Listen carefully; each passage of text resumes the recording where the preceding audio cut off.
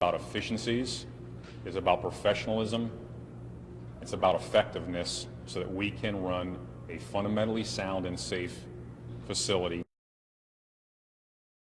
Taxpayers or our partners, where lawsuits are mitigated, hopefully avoided, and where most importantly the safety of our staff is a priority because we are consolidating staffing so that they have more support to carry out their job without the burden of XX hours of overtime.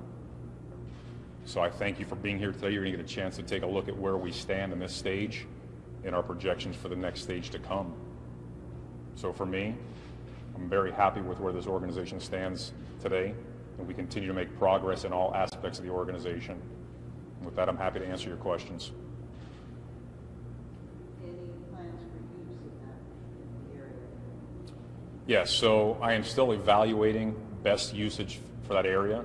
I have mentioned publicly that I would like to look into the possibility of relocating our MASH unit and having maybe a privately funded structure out in the facility here where the animals are housed in a safe, climate-controlled environment, where we can create a program where detainees are more actively involved and responsible for the care and compassion of the animal population that we care for, where we can work on the reduction of recidivism based off of programs that are a positive thing for our community at large as well as the inmate population, and that our detention officers can partner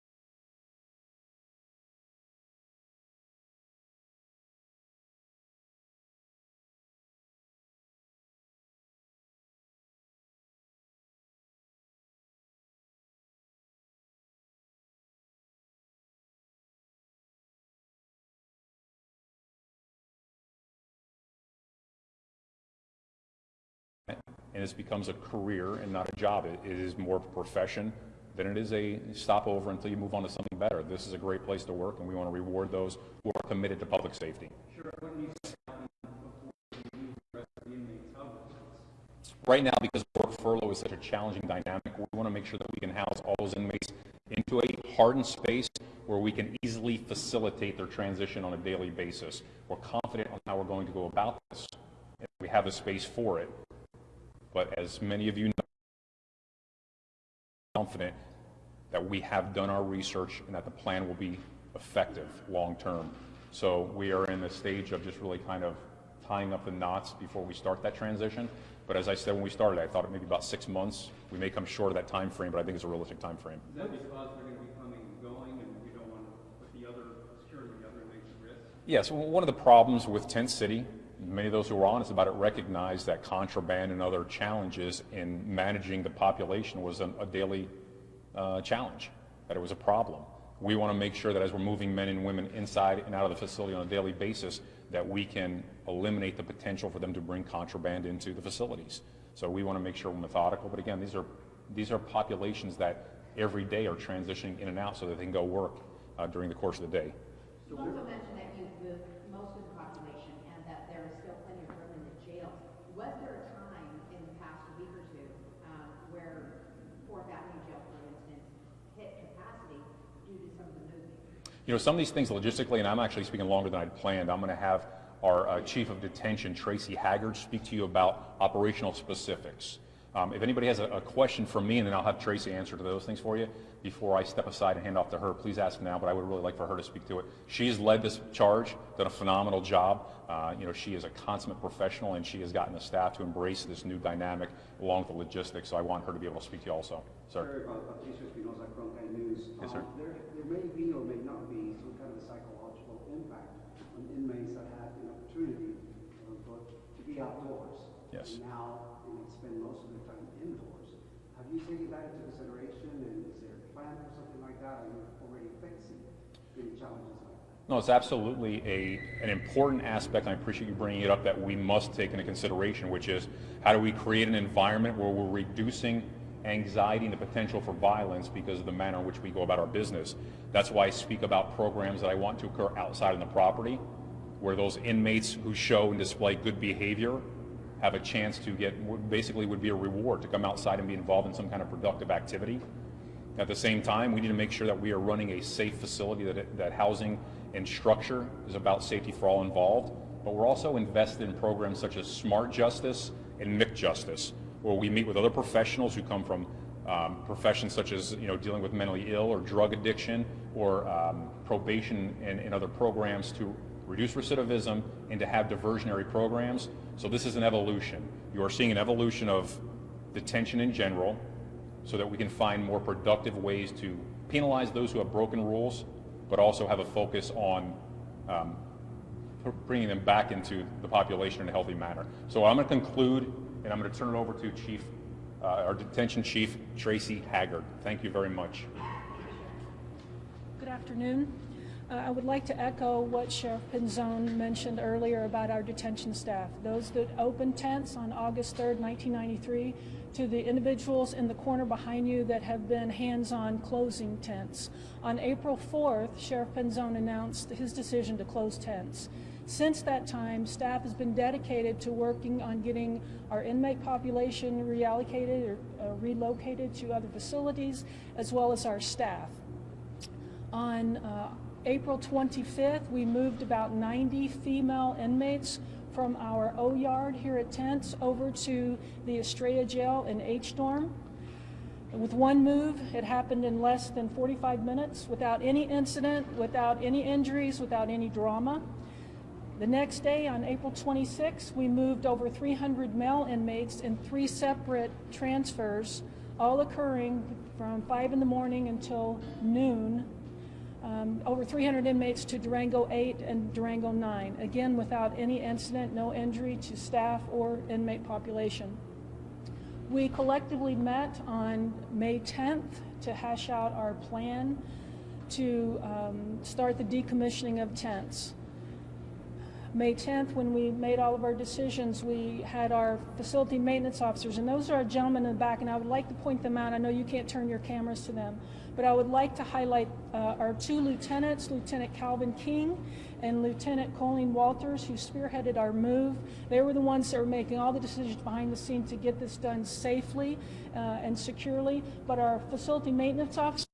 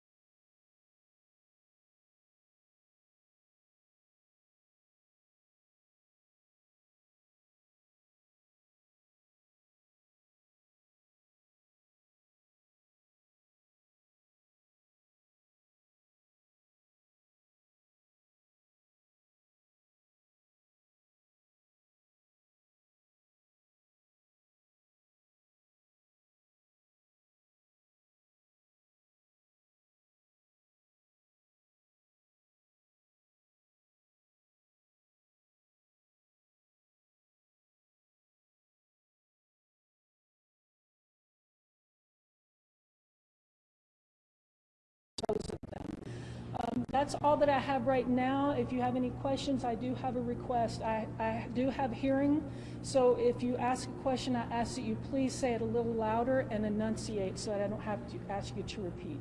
So how many people were housed in the O yard that you mentioned? In the O yard, that's our female and less than 100. And that's the first one that was torn down or Yes, yes, sir. dismantled. Has it been totally dismantled yet? Yes, completely. The only thing that we have on O yard are the concrete slabs. And we are not physically removing those. That is something that we will have to get a cost analysis to see what we do with those. How many total tents are there in the city? The total number of tents? Yes. I don't have that information right now. I'm going to have our FMOs get that. I know that we are capable of housing 2,100 inmates. And at one time we had 1,700 when we were at our highest. Each tent holds 22 individuals. And I know I can tell you right here on N Yard, when you walk out these two doors and you go out, that's what's called Yard 4, that's 5 tents. So it has capable of 110 inmates just on this one yard, Yard 4. And there are 5 yards on the tent. Did you face any challenges that you weren't expecting down this fence going through this process and moving, or? No, we had anticipated our inmate population because, as Sheriff Penzone said, they liked being here. Contrary to what was promoted, that it was a horrible place to be, the inmate population really enjoyed it because they had a sense of freedom. As Sheriff Penzone said, they came in here when it was cold outside, when it was hot outside. So they had a place of safety, if you will. Not that they're physical, not that they were in danger, but just a place to come and rest, a respite, if you will.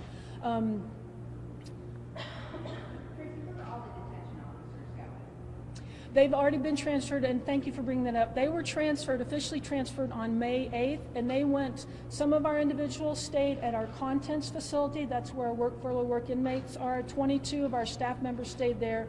The remaining were reallocated to other facilities. So Estrella Jail had about 10 officers. The Durango Jail that has our male inmates from tents, they had some, and then other places we just sent them. They were given choices of where they wanted to go.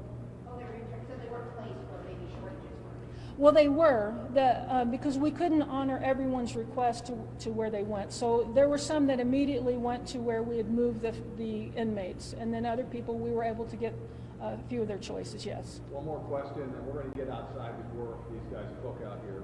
How many inmates were here when the announcements were made, and in all, how many have been moved since then? They gave a bunch, but total, how many It was over 400. have been moved and how many are left? Just a little under 400, and those that are remaining are not on the tent yard proper. They're across the way work, which we refer to as content.